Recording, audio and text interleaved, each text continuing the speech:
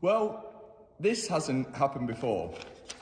Apparently, we've bought a stolen car and we're going to go through to see whether it is stolen, because right now we're kind of nearly at a point of no return.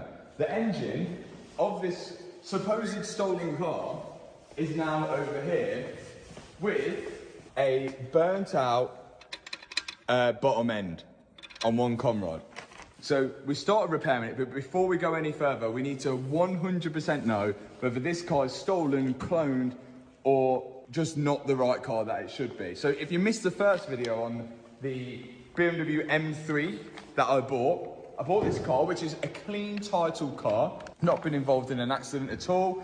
We were a bit sceptical on the mileage and the history of the car, but I got it from Copart at auction for a nice £23,000, but it did say it had a knocking engine. And we since took the engine out and found out, yes, it does have a knocking engine, but to repair it and fix it and get it back on the road, it's going to cost us way less than this car is actually worth. It's worth at least £35,000 with 16,000 miles on the clock. But it's been later brought to my knowledge that only 5 BMW M3s with this in this colour, Yasmarina blue, are in the UK with that white interior. And somebody has also done the research for us as well, so shout out to you, that the registration plate on this car comes back with a BMW M3 which should have black interior. Ours has white interior. Now there is likelihood that someone could have switched the interior if they like it. I mean, I might have done that because it does look really nice with white interior.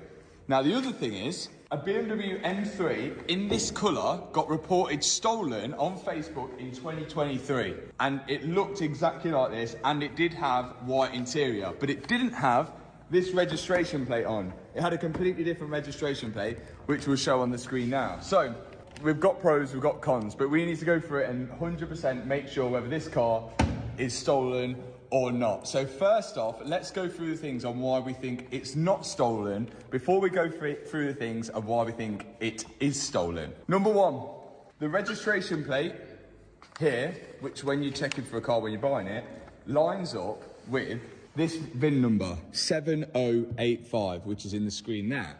So that plate lines up with that VIN number, and also it lines up here, 7085. That's etched into the actual chassis leg. Also, inside the door, 7085 on an original, doesn't look really tampered with sticker. We have had a little scratch just to see if it'll come off, but it seems pretty solid.